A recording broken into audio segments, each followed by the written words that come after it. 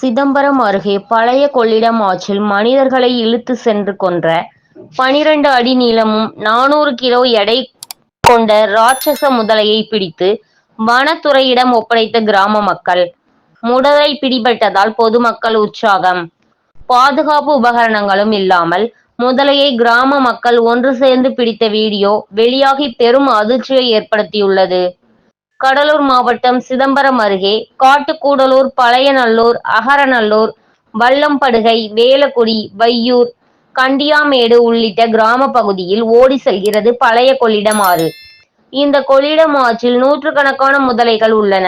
குறிப்பாக சில ஆண்டுகளாகவே பழைய கொள்ளிடம் ஆற்றிற்கு குளிக்க செல்லும் மனிதர்கள் மற்றும் இயற்கை உபாதை கழிக்க செல்லும் மனிதர்களை கடித்து இழுத்து சென்று கொன்று குவித்து வந்த நிலையில் காட்டுக்கூடலூர் கிராமத்தில் அவ்வப்போது கிராம மக்களை மிரட்டி வந்த சுமார் 400 கிலோ எடையும் 12 அடி நீளமும் கொண்ட முதலை இன்று காலை கரையில் படுத்திருந்தது.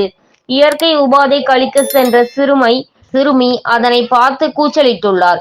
அப்போது ஒன்று திரண்ட கிராம மக்கள் கரையில் படுத்திருந்த முதலையை எந்த ஒரு பாதுகாப்பு உபகரணம் இல்லாமல் முதலையை மடக்கி பிடித்தனர். பின்னர் முதலையை கால்கள் மட்டும் வாயை கட்டி தோளில் தூக்கி சென்று டாடா ஏசி வாகனம் மூலம் வனத்துறை அதிகாரிகளிடம் ஒப்படைத்தனர்.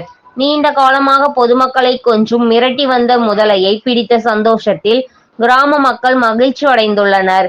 குறிப்பாக முதலையை பிடிக்கும் போது வனத்துறையினர் முன்பாகவே சென்றிருக்க வேண்டும்.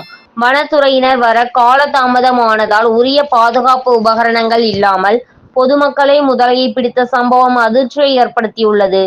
இந்த காட்சிகள் தற்போது வெளியாகி பரபரப்பை ஏற்படுத்தியிருக்கிறது.